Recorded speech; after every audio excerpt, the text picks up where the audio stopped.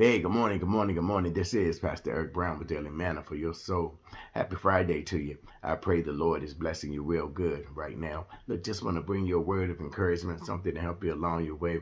And today that word is lessons in the midst of the storm. I'm going to tell you right now, you can learn a lot of valuable lessons as you're going through the storms of life. I'm reminded of Mark chapter 4, where Jesus has been preaching and teaching and ministering to the people, building their faith through the word of God. And he decides that he and the disciples are going to go to the other side. Jesus has a mission over there and he got to get to it. So they get on the Sea of Galilee, they enter into the boat and they embark on this trip to the other side of the Sea of Galilee. Jesus is weary, he is tired, but he is at peace, and so he could get some rest. So he takes a pillow and goes to the back part of the boat and he goes to sleep.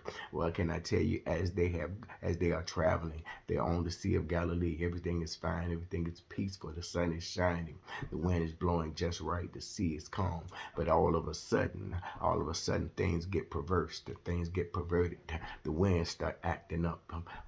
The storm clouds gather. The sky gets dark. Lightning begin to flash. The winds, as they begin to blow so strongly, then it affects the seas, and the seas began to billow, and the seas began to break dashes all across the bow of the boat, and water is coming in the boat now. And now the disciples are upset. They are upset because their situation has changed. They're in the midst of a storm where everything was good. Now it's not so good.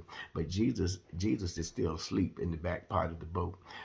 Even though they were experienced fishermen, so many of them, they were concerned, and they wanted Jesus to get up in the midst of the storm with them, not understanding that he was with them in the storm, whether he was up and running around or not. What did they want him to do? Did they want him to behave frantically? What did they want him to do? What did they think he was going to do?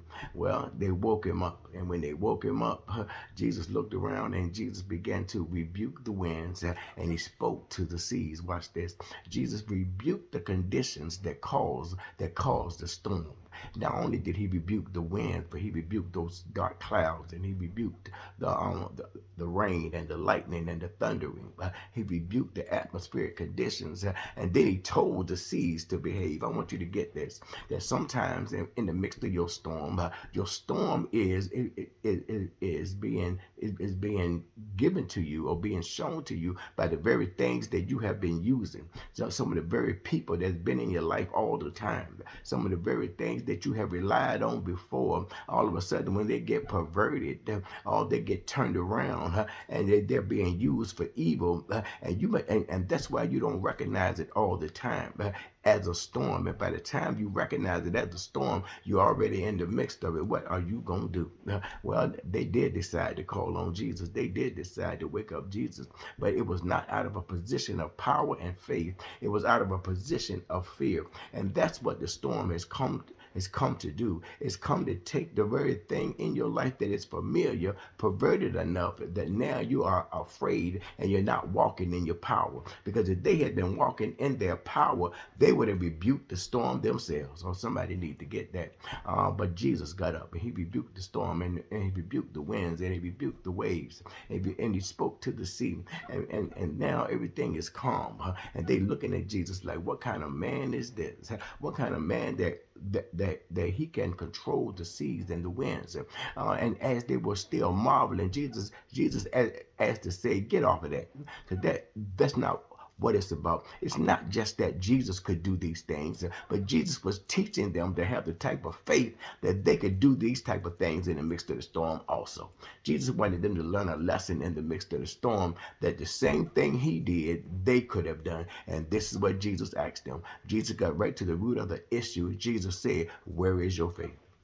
When Jesus said, where is your faith? That lets me know that they should have had faith, that they should have had the belief, that they should have known that they had the power to speak just like Jesus did. As disciples, they had the power to duplicate Jesus and rebuke the storm, rebuke the wind, speak to the seas, and cause everything to be all right again. Somebody need to get that. I want you to understand today that as you're going through the storm, let that be a lesson to you, that Jesus has power. Jesus will step up for you. Jesus will wake up for you. Jesus will get up for you, and he will take care of the situation. But what Jesus wants you to understand is that you can call on his name and you will have the same power too. When you live for him, when you're in relationship with him, you can duplicate him. Lessons to be learned in the midst of the storm. You got the power. Look, you have an awesome day. You be blessed of the Lord. Continue to be encouraged. Peace.